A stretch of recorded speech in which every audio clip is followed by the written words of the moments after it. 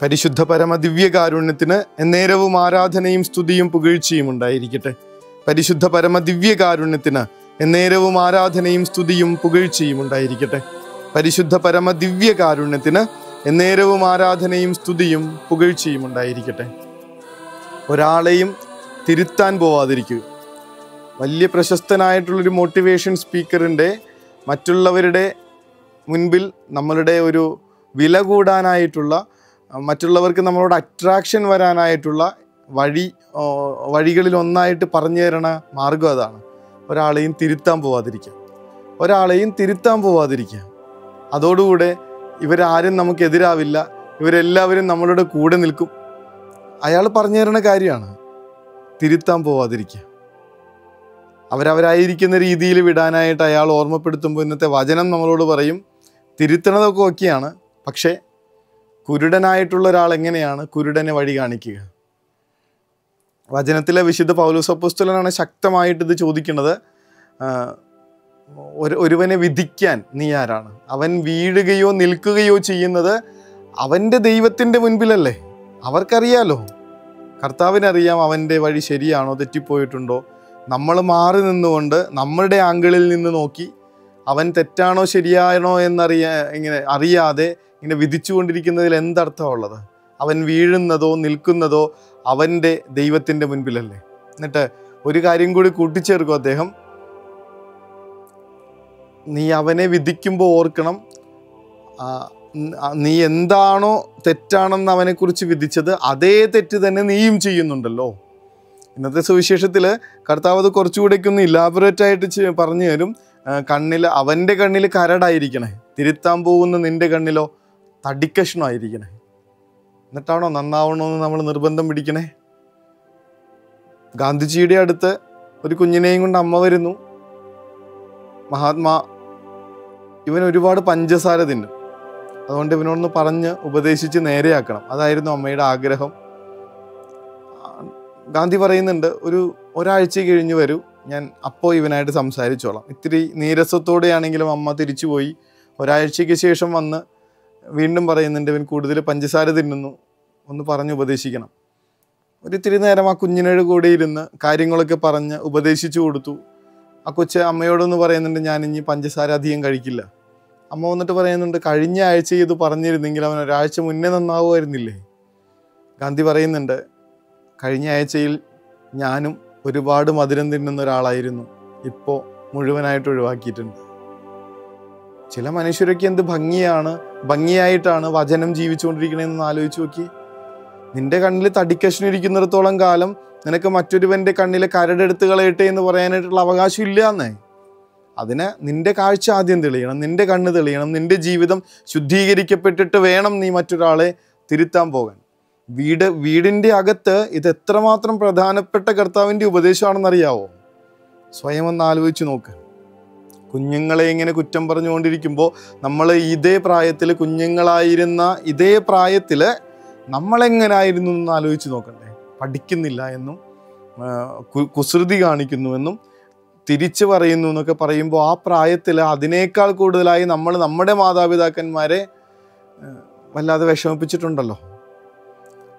മാതാപിതാക്കൾ വിവരമില്ലാത്തവരാണെന്നും അവര് കാര്യങ്ങൾ മനസ്സിലാക്കുന്നില്ല എന്നൊക്കെ പറഞ്ഞ് ഒച്ചയുണ്ടാക്കുന്ന നേരത്ത് മക്കളൊന്ന് ആലോചിച്ച് നോക്കണം. കാലങ്ങൾക്ക് മുൻപ് ഇതേ മാതാപിതാക്കളാണ് പലതവണ നിങ്ങൾക്ക് തെറ്റിപ്പോയിട്ട്, പലതവണ നിങ്ങൾക്ക് മനസ്സിലാവാഞ്ഞിട്ട് ക്ഷമയോടും സ്നേഹത്തോടും കൂടെ ചേർത്ത് പിടിച്ചിരുത്തി നിങ്ങളെ സത്യത്തിലേക്കും നേർവഴിയിലേക്കൊക്കെ നയിച്ചു തന്നെ.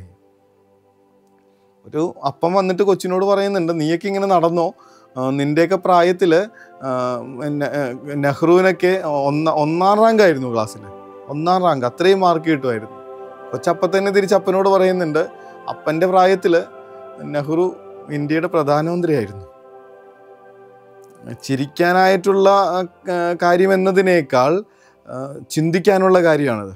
കർത്താവ് പറയും, നിൻ്റെ കണ്ണിൽ തടിക്കഷ്ണം ഇരിക്കുമ്പോൾ നീ എങ്ങനാണ് അവൻ്റെ കണ്ണിലെ കരടെടുത്ത് കളയാൻ പോകുന്നത്? ഇങ്ങനെ എനിക്ക് തെറ്റുപറ്റിയിട്ടുണ്ടെന്ന് ഒന്ന് മനസ്സിലാക്കുക എന്നുള്ളതാണ് ഏറ്റവും ആദ്യത്തെ കാര്യം. എന്നിട്ട് അതൊന്ന് തിരുത്തി തുടങ്ങിയാൽ നമ്മൾ നമ്മുടെ മക്കളോടോ പ്രിയപ്പെട്ടവരോടോ ഒന്ന് പറഞ്ഞു കൊടുക്കേണ്ട കാര്യം പോലും ഇല്ല. തിരുത്തപ്പെട്ട എൻ്റെ ജീവിതം നോക്കി അവർ പിന്നാലെ നടന്നു തുടങ്ങും. ശരിയായിട്ടുള്ള വഴിയിലൂടെ. മറ്റൊരാളെ തിരുത്താനായിട്ടുള്ള ഏറ്റവും നല്ല വഴി സ്വന്തം ജീവിതം തിരുത്തി നേരെയാക്കുക എന്നുള്ളതാണെന്ന് വചനം ഓർമ്മപ്പെടുത്തുമ്പോൾ ഇത്രയും കാലം കൊണ്ട് എത്ര പേരെ നമ്മൾ ആവശ്യമില്ലാതെ വിധിച്ചു കഴിഞ്ഞു എന്നുള്ള സങ്കടത്തോടു കൂടെ വേണം ഈ നിമിഷമായിരിക്കാനായിട്ട്. ഞാനും നിന്നെ വിധിക്കുന്നില്ല എന്ന് പറഞ്ഞ ആ തമ്പുരാൻ്റെ തിരുമുൻപിലേക്ക് ആ സമയത്ത് ആലോചിച്ച് നോക്കണം.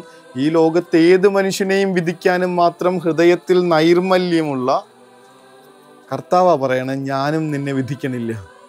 ആ തമ്പുരാൻ്റെ തിരുമുൻപിലേക്ക് എന്നെ വിധിക്കാത്ത, വിധിവാചകങ്ങൾ ഉച്ചരിക്കരുതെന്ന് ജീവിതം കൊണ്ട് എന്നെ പഠിപ്പിച്ച ആ തമ്പുരാൻ്റെ മുൻപിലേക്ക് കർത്താവെ, ആ വിശുദ്ധമായ സ്നേഹം, ഒരു വാക്കുകൊണ്ട് പോലും മറ്റുള്ളവരെ വേദനിപ്പിക്കാനോ തലകുനിച്ചിരിക്കാനോ അനുവദിക്കാത്ത വിധത്തിലുള്ള സ്നേഹം ഞങ്ങൾ ഓരോരുത്തരിലേക്കും നിറച്ചു തരണമേ. പ്രിയപ്പെട്ടവരെ, കുഞ്ഞുങ്ങളെ, മാതാപിതാക്കളെയൊക്കെ ചേർത്ത് പിടിക്കാനായിട്ടുള്ള ഒരു സ്നേഹം, ക്ഷമിക്കുന്നൊരു സ്നേഹം, സാരമില്ല എന്ന് പറയുന്ന ഒരു സ്നേഹം ഞങ്ങളുടെ കുടുംബത്തിലേക്ക് ഓരോരുത്തരിലേക്കും നിറച്ചു തരണേ, എൻ്റെ ഹൃദയത്തിലേക്ക് നിറച്ചു തരണേ എന്ന പ്രാർത്ഥനയോടുകൂടെ ആശീർവാദത്തിനായി നമുക്ക് തലകുനിക്കാം.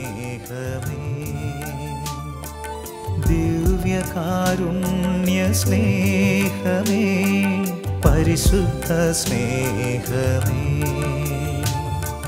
പരിശുദ്ധ പരമദിവ്യകാരുണ്യമേ, അനന്ത സ്നേഹമേ, പരിശുദ്ധ പരമദിവ്യകാരുണ്യമേ, അനന്ത സ്നേഹമേ. പരിശുദ്ധ പരമദിവ്യകാരുണ്യത്തിന് എന്നേരവും ആരാധനയും സ്തുതിയും പുകഴ്ചയും ഉണ്ടായിരിക്കട്ടെ. പരിശുദ്ധ പരമദിവ്യകാരുണ്യത്തിന് എന്നേരവും ആരാധനയും സ്തുതിയും പുകഴ്ചയും ഉണ്ടായിരിക്കട്ടെ. പരിശുദ്ധ പരമദിവ്യകാരുണ്യത്തിന് എന്നേരവും ആരാധനയും സ്തുതിയും പുകഴ്ചയും ഉണ്ടായിരിക്കട്ടെ. ഉറങ്ങാൻ പോകുന്നതിന് മുൻപ് ആരൊക്കെയോ എൻ്റെ ജീവിതത്തിൽ തന്നിട്ടുള്ള ഭാരത്തെ ഓർത്ത് അവരെ വിധിക്കുന്നതിന് പകരം എൻ്റെ ജീവിതത്തിൽ വന്നു പോയിട്ടുള്ള കുറവുകളോർത്ത് എന്നെ തന്നെ തിരുത്താൻ പാകപ്പെട്ട വിധത്തിൽ ഒന്ന് ഉറക്കത്തിലേക്ക് പോകാനായിട്ട് നോക്കാം. ഉറങ്ങുന്നതിന് മുൻപ് എനിക്ക് വന്നു പോയ കുറവുകളോർത്ത് സ്വർഗത്തോടൊരു സോറി പറഞ്ഞ് സ്വയം തിരുത്തി സ്വസ്ഥമായിട്ടുള്ള ഉറക്കത്തിലേക്ക് പോകാം. ഈശോ അനുഗ്രഹിക്കട്ടെ. കരുണതൻ കയർ പിടിച്ച് നയിച്ചിടും സ്നേഹമേ, ദിവ്യകാരുണ്യ സ്നേഹമേ, പരിശുദ്ധ സ്നേഹമേ, പരിശുദ്ധ പരമദിവ്യകാരുണ്യമേ, അനന്ത സ്നേഹമേ, പരിശുദ്ധ പരമദിവ്യകാരുണ്യമേ, അനന്ത സ്നേഹമേ.